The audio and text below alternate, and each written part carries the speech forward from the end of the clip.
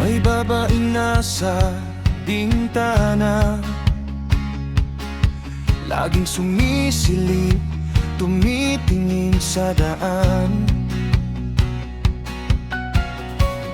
Sa bawat taong dumadaan, wala siyang kamalayang may nakatingin din sa kanya.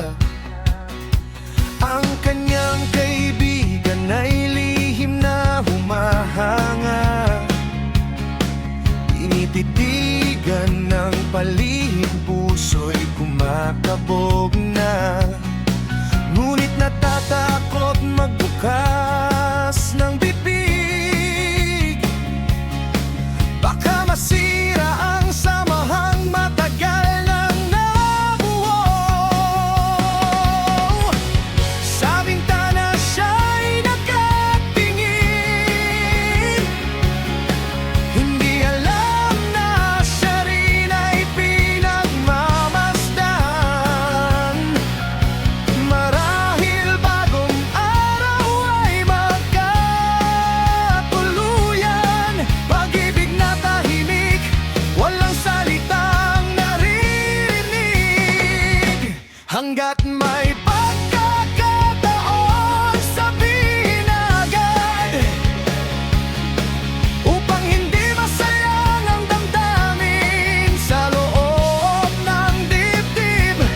Go, go, go, go, go, go lang sa buhay, huwag matakot. Kapag umibig, ipahayag bago mahuli ang lahat.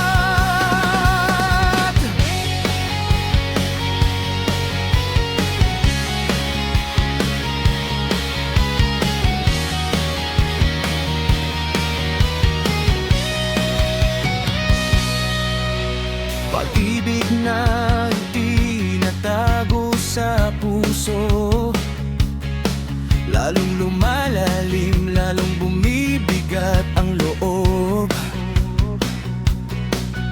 Kung mananahimik ka lang habang buhay, maaring mawala ang pagkakataong maging masaya. Huwag nang ipagpaliban ang sasabihin, ang katotohanan ay laging magpapalaya. Ang pagtingin na matagal nang itinatago, karapatang malaman ng taong pinapangarap mo. Hindi masama ang umamin ng tapat, mas masakit ang pagsisisi sa huli. Sabihin mo ang nararamdaman mo, baka siya rin ay may katulad na pagtingin sa'yo. Sa bintana siya'y nakatingin, hindi alam